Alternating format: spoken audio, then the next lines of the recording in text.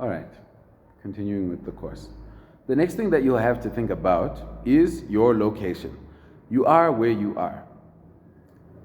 Should I go to a village with my camera? Creative as I am, it should make sense that it's harder for me to have a blossoming photography career. Reason being, photography is a luxury service.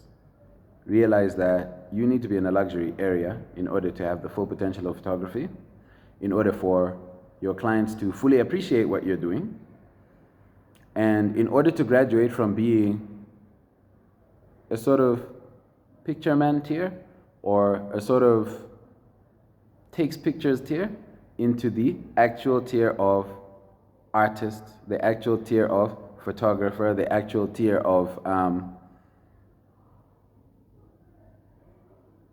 shaper of worlds. I had a recent experience in South Africa. I went to stay with my stepmother for some time. And the place that she stays isn't necessarily surrounded by the most affluent people. And I had been used to working in affluent areas. I had been used to working in Sandton, in Bryanston, in Randburg, within Johannesburg. And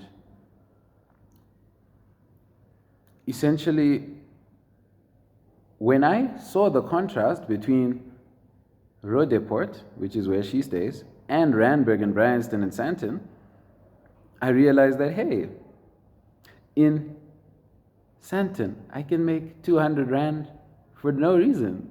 I could say, hey, let me take a bunch of photos of you guys.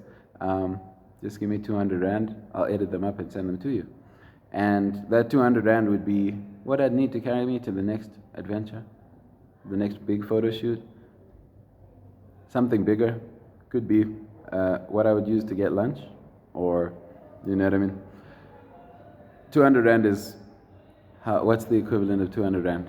It's about 10 US dollars, and over here, it's a fair amount. For one person who's just living by themselves, you could eat quite a bit of food. So, I can make 10 Rand for it. I mean, I could make $10, 200 Rand for, no reason at all. Just to capture people having fun, and they would value the image that much.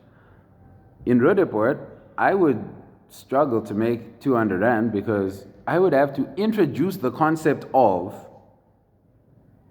photography being something good to the people there. I'd go to a nightclub called All Amigos, mainly because I know the management team at that place, and I knew that, okay, if I go over here, it'll be safe.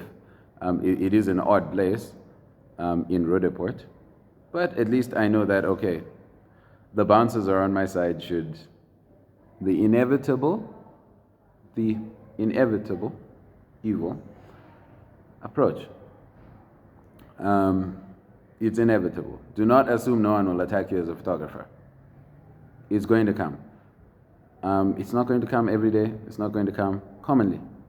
But it only needs to come once for someone to break your camera, do something odd like that. Make sure that you're defended. I used to carry pepper spray, a taser, and have an emergency number on my phone ready to call. Anytime that I'd be walking between places, I'd also have a walking stick. The walking stick, rather than any conventional weapon, simply because you're not supposed to carry weaponry around. Yeah, but you could carry a walking stick.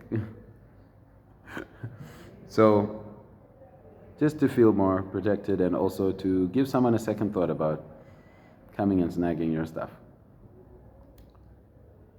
Essentially, the point of what I'm saying right now is make sure you're in the right place and make sure that you are protected as well.